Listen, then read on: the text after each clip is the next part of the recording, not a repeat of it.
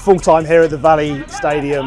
Our heart rates are just about coming down. It's Harborough Town 1, Redditch United 0. Mitch, probably made it a touch harder than we needed to, but a win's a win, 3 points and back in the playoffs lane.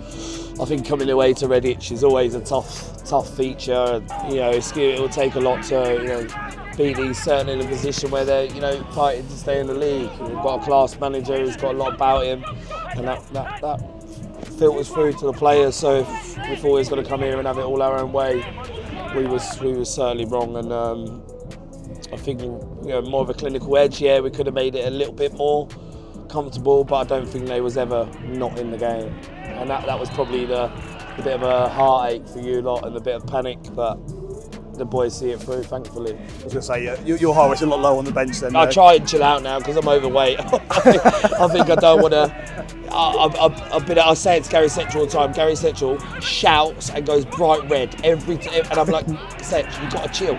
So I chill now. Staffy does the barking. I don't shout at him now. Talk to him normally. You can get your point across without shouting at people and try and chill out.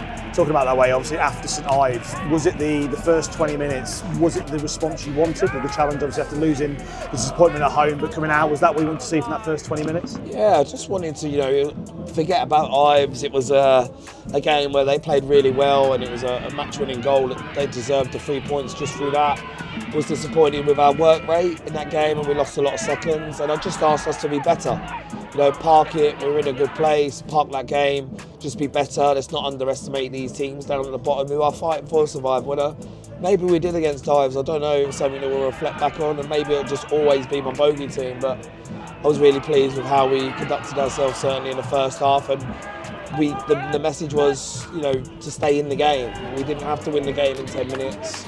If it was 0-0 at 80 minutes, don't panic, just be us and find a balance between trying to win and not trying to lose. And I think defensively we was really good. Taylor's kept a clean sheet.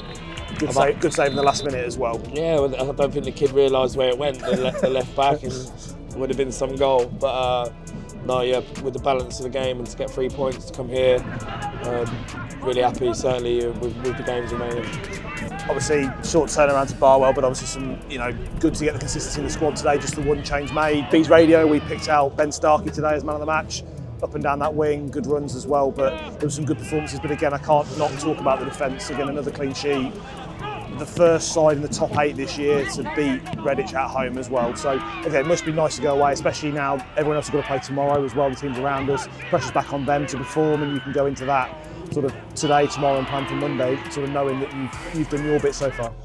Well, I still think there's twists and turns in the league. No one would have on paper saw us losing to Ives last week due to the league standard and the form that we've been in, and I still think there's twists and turns. I think Stanford have got to play Banbury, Spalding and Hales Owen. Yeah, we're all looking at each other, we're all hoping we each other lose, we're all hoping that somebody fades off. Look, let's the best team get in there and then see where it takes us. But I think in argument on paper, you look at who we've got left. Obviously Monday, Barwell and Sudbury, teams fighting for their lives as well. Both, level that drop zone, and I would probably say they're harder games because they've got everything to lose. I think there's more. They've got an extra 10% to stay in the league.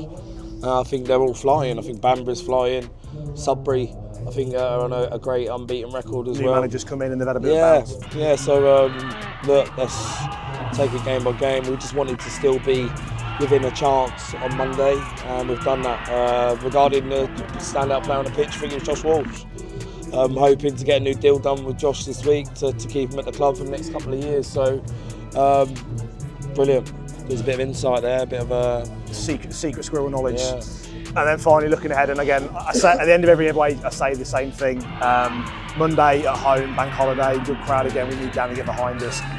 What today? That was that fan corner in there, probably 50 to 70 fans on a bank holiday Friday, travelled across here. How good were they? And what's your message ahead of Monday to pat the beehive and produce that same noise? I think they don't need messages anymore because I think they can see just from our body language and our faces and our expressions of what it means to us, you know, only lights up my face walking across and they're saying what they're saying, you know, about me from a selfish point of view. You went, you love the attention as you come off the pitch, and I said to staff, it's a bit like panto, innit? You go like, oh, and they give you a little bit back, and I was never a good player. So for them to say Austin's at the wheel, and you know, and then sing the Harborough songs about my club, and you know, we went away, we ain't went away in a long time, to be fair. So it's good to get it back, but I'm really, really blessed to be the football manager of this football club, and it's getting to the next stage where they're taking it to a next level.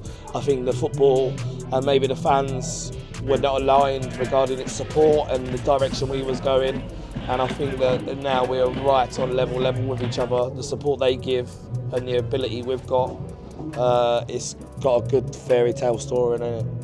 Good way to finish it, Mitch. You're always generous with your time, and thank you so much. Just a reminder, that's the final score here is Harborough Town 1, Redditch United 0. Bees, that was the first of your bank holiday double header. We're back in action on bank holiday Monday at home to Barwell. We'll be live on BBC Radio Leicester. We'll have Conor O'Grady and Jack Rafferty join us at the Beehive, and we build up on DAB from 2 o'clock with live match commentary at 3. Make sure you're down the Beehive and you're there to support the boys. Mitch, final word before we go? Who is murdering this song, by the way? I'm hoping they can't hear it. Stand by me getting murdered in the background. What a way to finish, Bees fans. We'll see you there on Monday. Up the bees. Bosh.